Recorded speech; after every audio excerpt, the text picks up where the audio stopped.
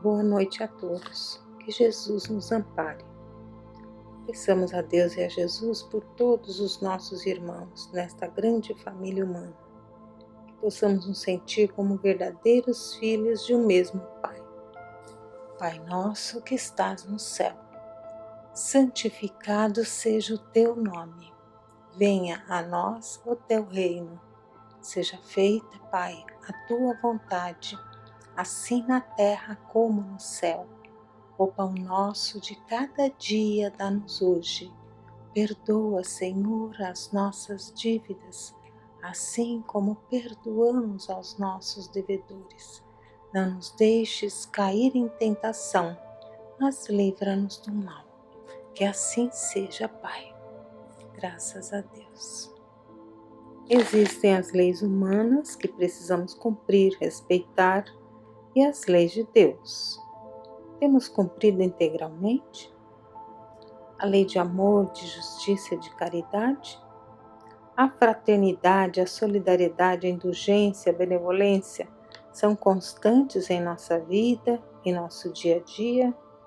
Como estamos tratando aquele que está ao nosso lado, aquele que convive conosco ou aquele que cruza o nosso caminho? Vamos ler do Evangelho segundo o Espiritismo, por Allan Kardec, no capítulo 11, Amar o próximo como a si mesmo, no item 14, onde encontramos a página do Espírito Elizabeth de França, falando sobre a caridade para com os criminosos. A verdadeira caridade é um dos mais sublimes ensinamentos de Deus para o mundo. Entre os verdadeiros discípulos da sua doutrina, deve reinar perfeita fraternidade. Deveis amar os infelizes, os criminosos, como criaturas de Deus, para as quais, desde que se arrependam, serão concedidos o perdão e a misericórdia, como para vós mesmos pelas faltas que cometeis contra a sua lei. Pensai que sois mais repreensíveis, mais culpados que aqueles aos quais recusais o perdão e a comiseração, porque eles quase sempre não conhecem a Deus como o conheceis, e lhes será pedido menos do que a vós. Mas quem é o criminoso? O criminoso não é aquele que cometeu um crime, que violou a lei e vai responder perante a lei, terá consequências? Mas nos perguntemos, deve-se combater a doença ou o doente? Assim como se deve combater a enfermidade, não o enfermo, pelo mesmo princípio deve-se combater o crime e não o criminoso, combater o vício e não o viciado, e combater o erro e não o faltoso. O mal não faz parte da natureza íntima do espírito, é antes uma anomalia, assim como as enfermidades, que são geradas pela ignorância, pela falta de elementos básicos para a sua vida, para o seu crescimento, falta do amor. Deus criou o bem, o mal não foi criado por Deus. O mal é a ausência do bem. O bem, este sim, está em forma de germe, que irá se desenvolver em cada ser, em cada filho de Deus. O homem reconhecerá seus erros e se corrigirá, se tornando bom. O progresso, lei divina, leva o homem ao acerto, à prática do bem. O homem mesmo deve colaborar com Deus na obra do seu crescimento e da sua evolução. Não é ao corpo, e sim ao espírito que cabe a responsabilidade pelos atos delituosos. Despertar-lhe a consciência, elevar o grau de sua sensibilidade moral, eis o único processo eficiente no tratamento de tais enfermidades da alma.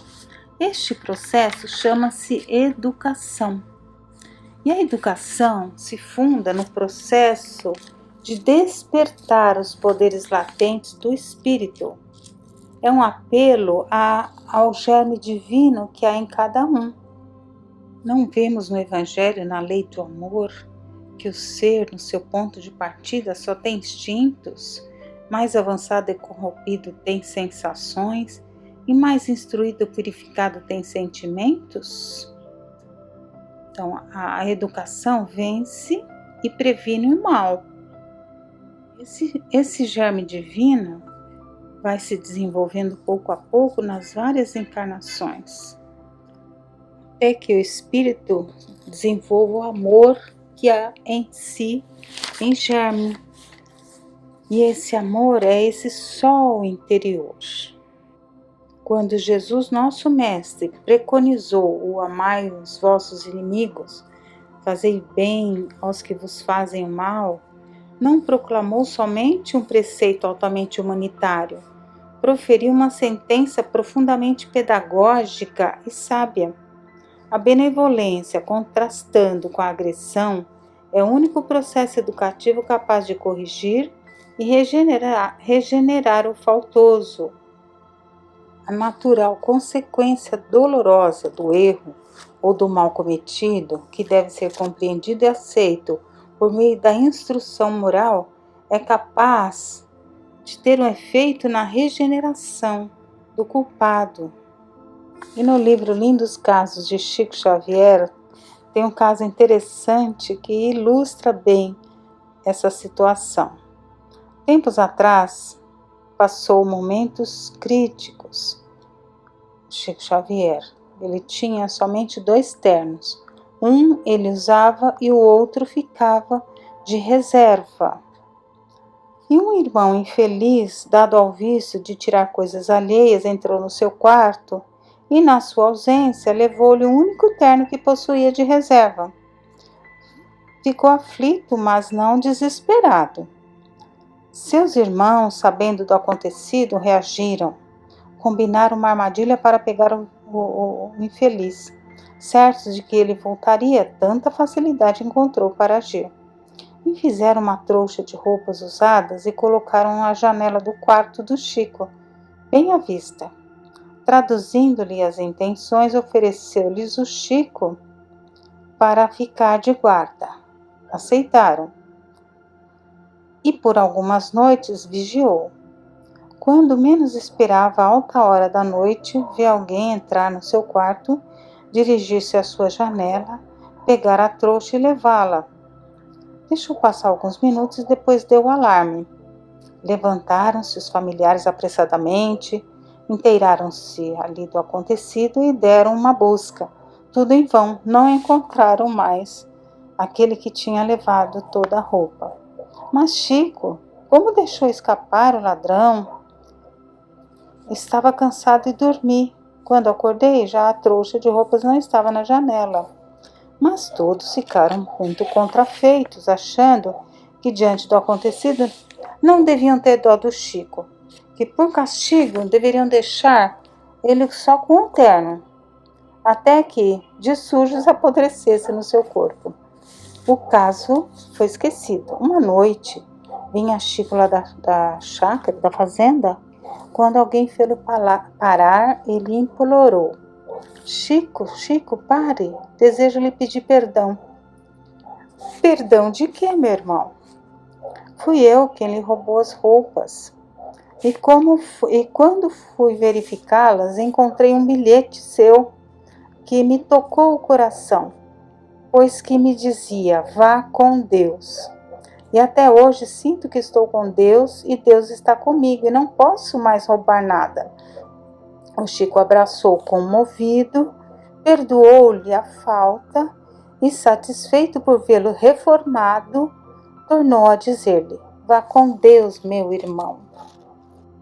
Vemos aqui que o Chico agiu com tamanha benevolência que tocou o coração daquele irmão, fazendo despertar na sua consciência esse germe divino.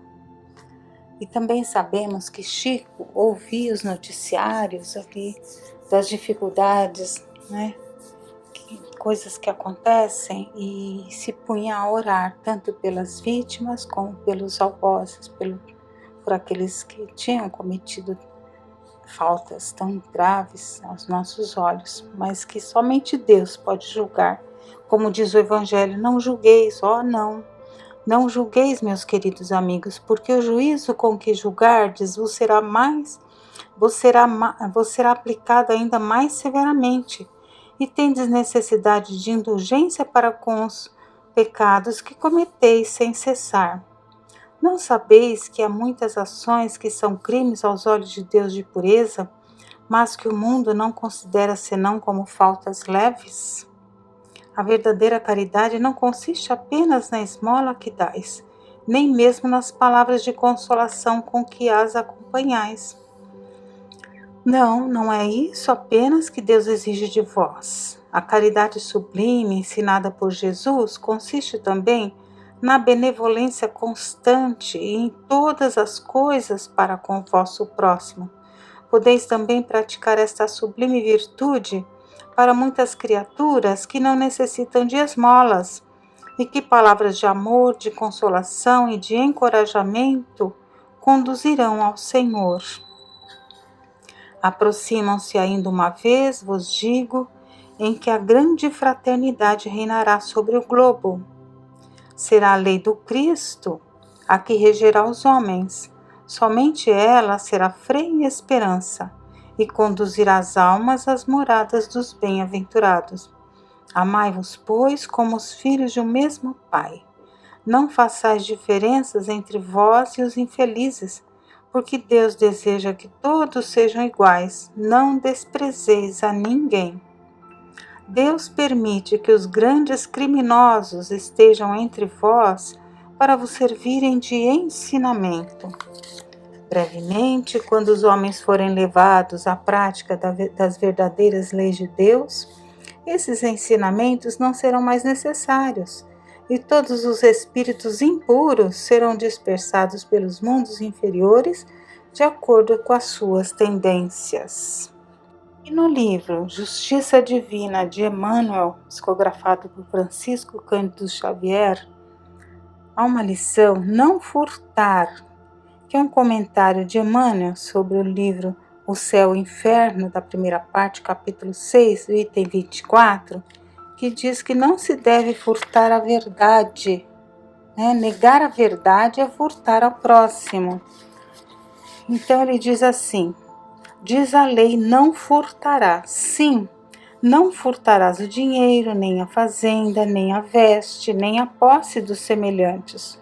Contudo, existem outros bens que desaparecem, subtraídos pelo assalto da agressividade invisível que passa impune diante dos tribunais articulados da terra. Então, muitos crimes que são aos olhos de Deus, crimes, muitas vezes nós consideramos faltas leves, mas são crimes aos olhos de Deus. Então, Emmanuel continua. Há muitos amigos que restituem honestamente a moeda encontrada na rua, mas que não se pejam, não se envergonham de roubar a esperança e o entusiasmo dos companheiros dedicados ao bem, traçando telas de amargura e desânimo com as quais favorecem a vitória do mal. Muitos respeitam a terra dos outros, entretanto, não hesitam em dilapidar-lhes o patrimônio moral, assestando ou dirigindo contra eles a maledicência e a calúnia. Há criaturas que nunca arrebataram objetos devidos ao conforto do próximo. Contudo, não vacilam em surrupiar-lhes a confiança. E há pessoas inúmeras que jamais invadiram a posse material de quem quer que seja. No entanto, destroem sem piedade a concórdia e a segurança do ambiente em que vivem, roubando o tempo e a alegria dos que trabalham. Não furtarás, estatui o preceito divino. É preciso, porém, não furtar nem os recursos do corpo, nem os bens da alma, pois que a consequência de todo furto é prevista na lei. Então, quanto temos errado, quanto temos infringido a lei de Deus com esses delitos, da maledicência, levar o desânimo aos corações, surrupiando-lhes a alegria de viver, a paz. Então são graves delitos, né? E voltando ao Evangelho segundo o Espiritismo, finalizando a página, Elizabeth de França diz: deveis a esses de que vos falo o socorro de vossas preces. Eis a verdadeira caridade. Não deveis dizer de um criminoso: é um miserável, deve ser extirpado da terra. A morte que se lhe inflige é muito branda para uma criatura dessa espécie. Não, não é assim que deveis falar. Pensai no vosso modelo que é Jesus. Que diria ele se visse esse infeliz ao seu lado? Havia de lastimá-lo, considerá-lo como um doente muito necessitado e lhe estenderia a mão. Não podeis, na verdade, fazer o mesmo, mas pelo menos podeis orar por ele, dar-lhe assistência espiritual durante os instantes que ainda deve permanecer na terra. O arrependimento pode tocar-lhe o coração se orardes com fé. É vosso próximo como o melhor dentre os homens. Sua alma, transviada e revoltada, foi criada como a vossa para se aperfeiçoar. Ajudai-o, pois, a sair do lamaçal e orai por ele. Jesus combateu o mal e ele agiu assim, com energia, mas ele não combateu aquele que praticava o mal. Então, como se combate a doença, não se combate o doente. Não se condena a repressão ao mal. Não se deve deixar o campo livre aos maus, que nada teriam a temer, e todos os bons logo seriam suas vítimas. Então, Jesus não proibiu, né, a defesa, mas agia com benevolência para que aquele que ali estava pudesse compreender e se corrigir.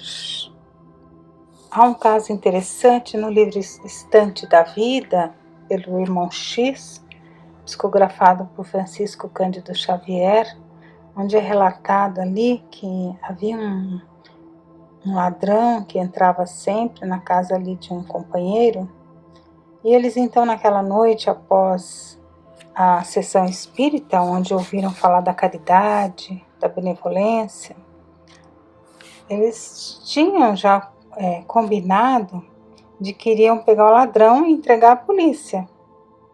Só que depois dessa palestra, o companheiro Noronha pedia ao Silva que não agissem daquela forma, que tivessem paciência, compaixão, compreensão, que havia muitas formas de se corrigir alguém que estivesse em erro.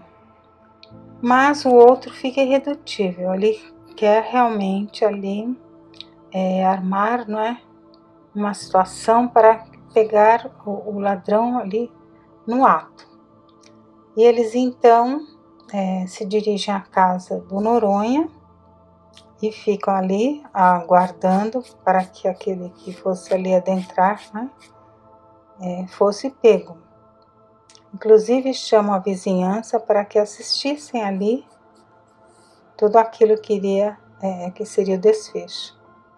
E qual não foi a surpresa quando aquele que ali adentrou, né, no escuro, e quando foi ali verificado quem era o próprio filho, um jovem, né, filho de Silva. Será que esse irmão Silva não iria agora mudar seus conceitos de justiça, de caridade, de amor ao próximo? Todos nós somos amparados e ajudados para a correção devida ainda das nossas dificuldades morais. O quanto ainda temos a nos aperfeiçoar no orar e vigiar, fazendo o bem, respeitando a lei de Deus, a lei do amor. Que Deus nos abençoe.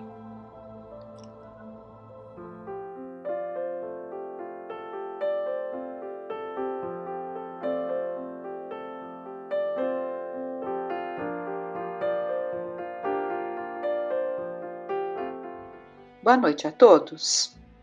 Vimos no encontro passado que Divaldo Franco, preocupado com as inúmeras publicações de livros e filmes em que colocam até descendentes de Jesus com Maria de Madalena, resolveu fazer uma conferência sobre a vida de Maria de Magdala, baseada em narrativas evangélicas, em histórias do passado da humanidade e na opinião de muitos espíritos nobres com os quais manteve contato.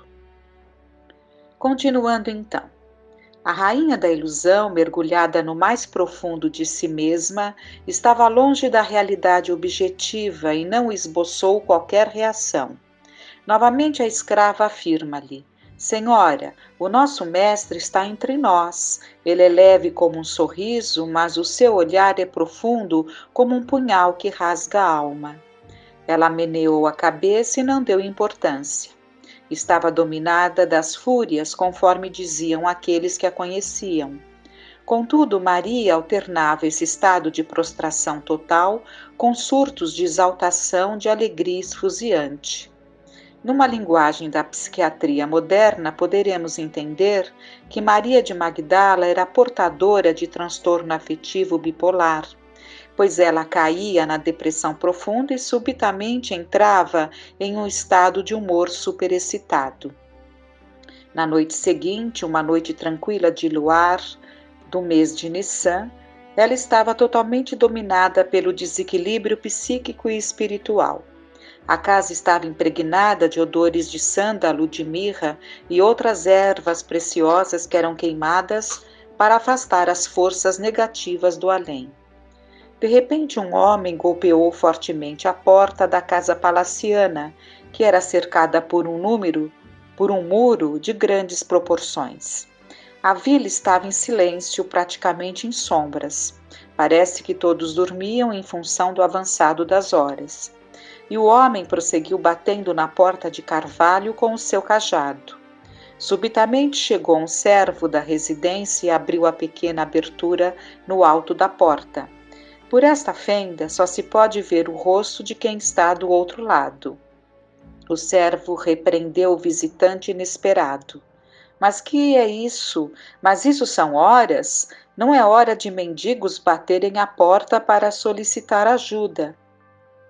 E a voz estranha daquele homem retrucou: Eu desejo falar com a senhora.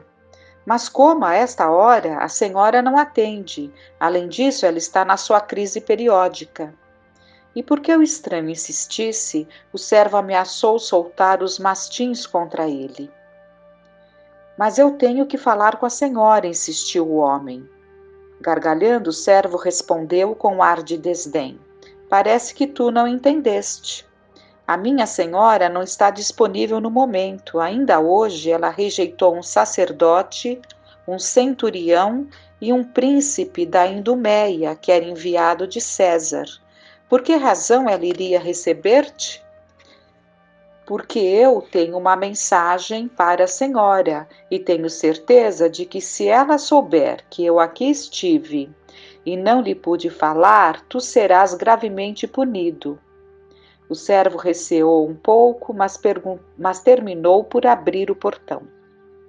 O homem entrou na residência caminhando por um pequeno átrio que dava acesso à casa imensa e luxuosa. Ele falava alto, afirmando a sua necessidade de transmitir o recado. Todos os que foram acordados com o vozerio olharam para ele, perplexos e aborrecidos. Mas o visitante inesperado pareceu sorrir de felicidade, pois estava prestes a desincumbir-se da sua tarefa. Enquanto isso, a dona da casa estava naquele estado de fragilidade física e de debilidade psíquica, sem energia sequer para levantar-se da cama. A serva que cuidava da mulher, ao ser abordada pelo servidor e pelo visitante inesperado, informou que iria verificar como se encontrava a dona da mansão. Minutos depois, retornou com os pés descalços, respondendo em tom firme: A senhora não recebe ninguém no dia de hoje. Mas a mim irá receber. Ela está guardando a minha palavra há algumas luas. Eu havia-lhe dito que na hora em que o encontrasse, viria trazer-lhe notícias.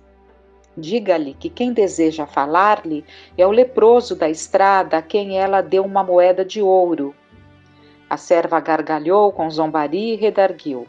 Imagine, a senhora recusou a presença de um príncipe e teve a coragem de negar acesso a um sacerdote do templo? Além disso, um jovem sonhador e poeta passou pela nossa porta desejando vê-la, mas ela também se recusou a recebê-lo. Por que razão receberia um leproso da estrada? Sentindo-se agredido moralmente, o homem estranho empurrou-a com violência, dizendo-lhe que se ela não fosse avisar a senhora, ele entraria de qualquer forma, dirigindo-se aos aposentos da meretriz. Assustada, a jovem adentrou-se pela casa sem perceber que o estranho peregrino a acompanhou com passos cuidadosos. O silêncio era total e a luminosidade era tênue, mantendo a residência em uma pesada sombra. Chegaram a uma sala ampla com uma clarabóia por onde entra palidamente a luz da lua. As cortinas espessas também compunham o ambiente, ao lado de suportes de metal, nos quais tochas acesas produziam fumaça que se assemelhava a um balé macabro, ao lado do odor de incenso que se espalhava, tornando o ar mais denso e desagradável. Sobre um triclínio havia uma bela mulher de pele alvinitente, com uma indumentária negra, a perna descoberta, contrastando com as vestes e com a sombra da sala. Ela encontrava-se mergulhada em profundo torpor. Quando a escrava concluiu que não seria possível qualquer comunicação com a senhora, tentou retomar para dar a notícia e se surpreendeu com a presença do homem que a seguiu. Ela sabia que quando a mulher entrava naquele estado, estava possuída pelos demônios. O demônio da luxúria, o do ódio, o do desprezo, da amargura e outros que lhe roubavam as forças, fazendo com que às vezes despertasse violenta e cruel. A escrava tentou gritar, mas não houve tempo. O homem andrajoso entrou na sala repentinamente, ajoelhou-se diante da mulher estática e gritou: Senhora, eu o encontrei. Jesus está perto. A dona da casa permaneceu entorpecida. Ele a segurou pelo braço e sacudiu o seu corpo atrevidamente, insistindo: Senhora, venha! Jesus está aqui próximo. Ele se encontra em Cafarnaum. Eu prometi que iria encontrá-lo e o fiz. A mulher balançou a cabeça, pesada e dolorida. O seu transe de amargura e de perturbação era profundo. Os olhos semicerrados nada viam, e ela movimentou-se com uma expressão de enfado. Lentamente, saiu daquele torpor, sentou-se, olhou para o estranho de joelhos aos seus pés e lhe perguntou: Quem és tu? Que queres de mim? Senhora, não vos recordais de mim? Vinheis pela estrada de Dalmanuta em vossa liteira, acompanhada do senador Próculo.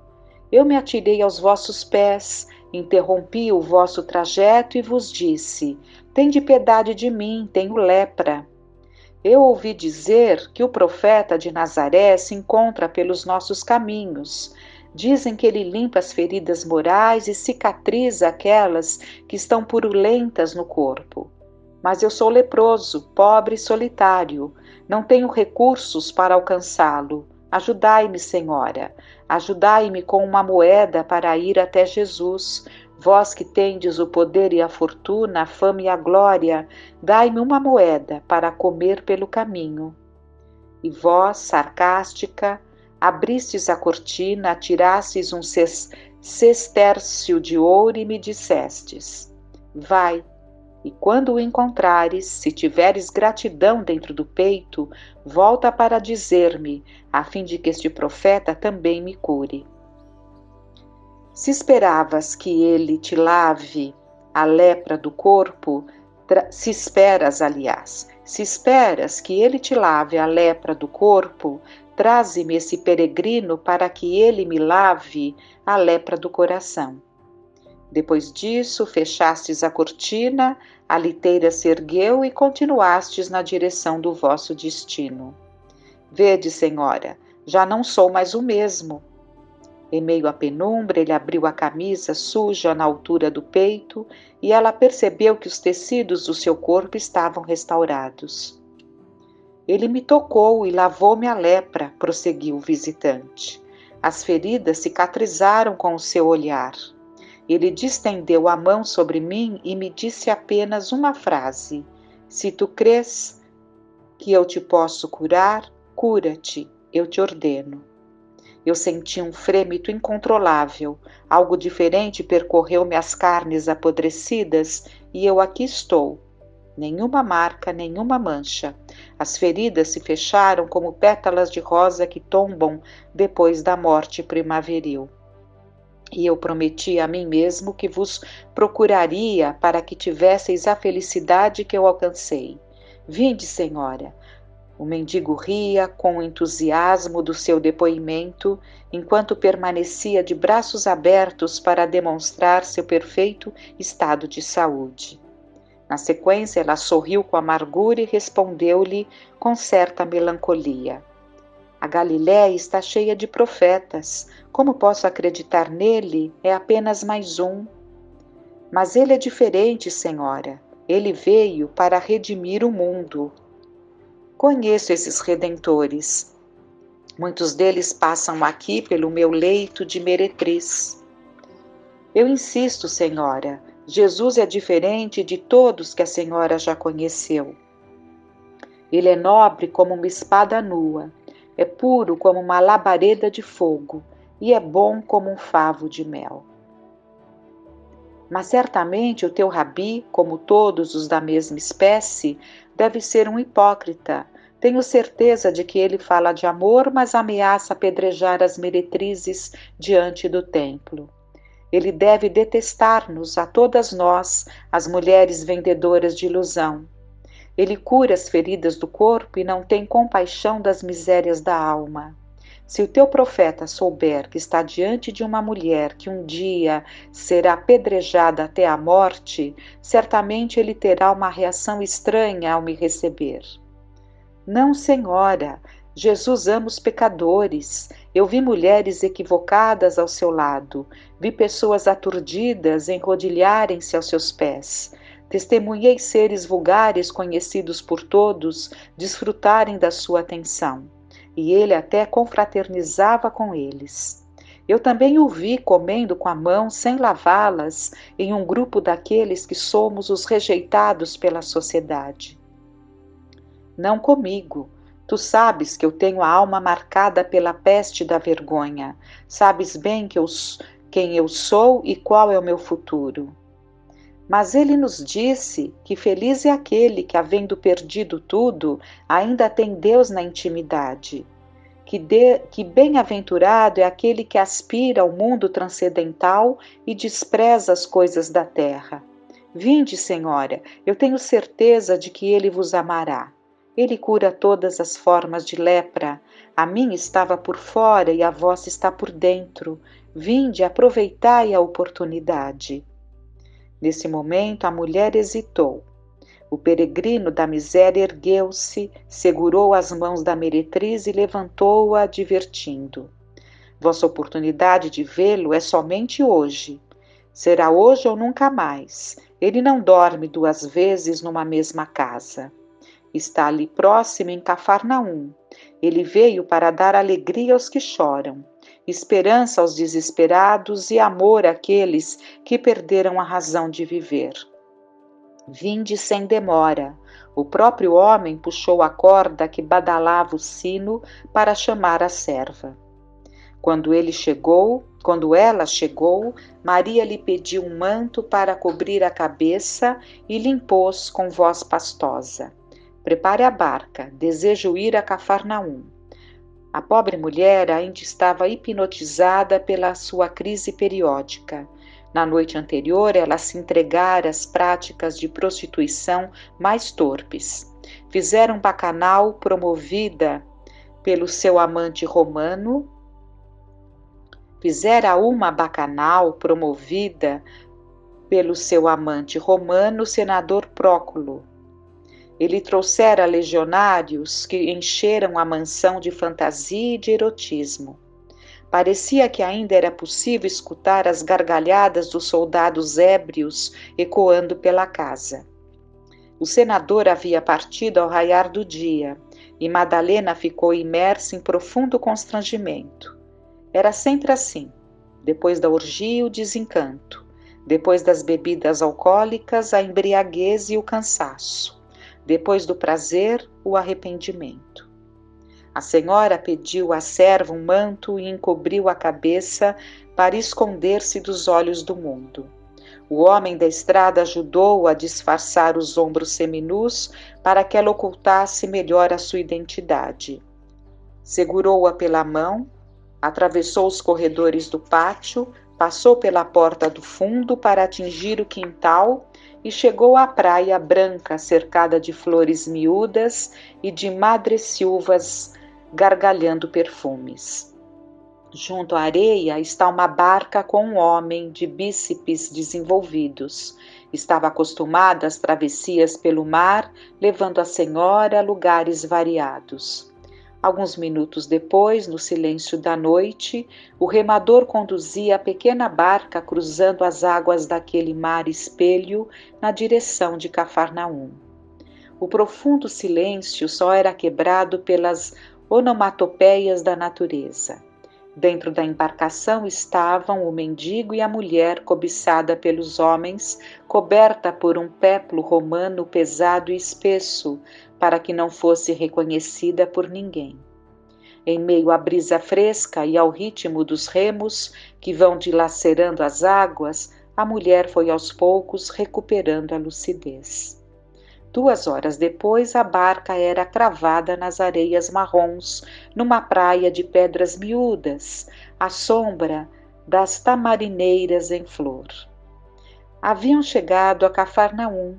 Satisfeito por ter se desincumbido da tarefa, o estranho saltou da barca e afirmou: Senhora, vede, ali está a casa onde mora Simão Barjonas, o pescador. É ali onde ele está hospedado essa noite. Ide, senhora, eu tenho certeza de que ele vos receberá. Era uma casa quadrangular típica da região, constituída de basalto e de pedra vulcânica, com uma escada lateral e uma clarabóia que são vistas até hoje em algumas construções daquela época. Aquele era o lugar onde pernoitava a esperança. Maria aproximou-se e receou entrar.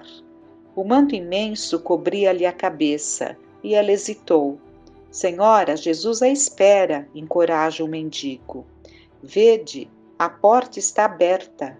O barqueiro, agora de pé, reforçou a proposta. Ide, senhora, a noite chega ao máximo e logo mais amanhecerá. Naquele momento, Maria se recordava de quando era menina e visitou Jerusalém ouvindo o narrador de histórias dizer: Um dia virá o rei, montará num jinete branco e salvará a humanidade. A partir daí, mesmo sem saber como explicar, ela passou a amar esse rei. E durante toda a infância, ela se sentiu tocada pelo Messias que viria para transformar o mundo. A sonhadora menina desejava amar um homem nobre e gentil, que tivesse a bondade esculpida na alma e que fosse capaz de cicatrizar as feridas do coração. No entanto, após ser jogada no abismo da prostituição, o amor desapareceu dos seus sentimentos, batendo asas, e o ressentimento tomou conta do seu coração.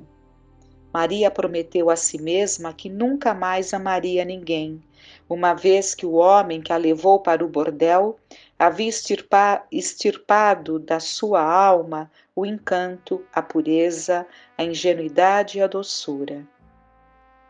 Por esta razão, a sedutora mulher de Magdala nunca mais amou nenhum daqueles com quem esteve no leito.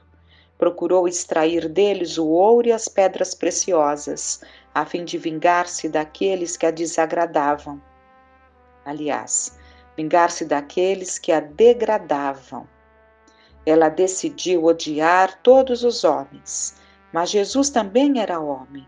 Por isso ela ficou perguntando-se como ele a receberia e como ela se sentiria em sua presença. Por alguns minutos, Maria permaneceu na praia, experimentando o conflito que a martirizava. Além desses dramas íntimos, ela teve medo de ser reconhecida por alguém. Por fim, decidiu entrar. O manto se desvencilhou da cabeça e o fulgor dos cabelos de ouro caiu-lhe sobre os ombros nus. Ela seguiu caminhando lentamente e com visível receio.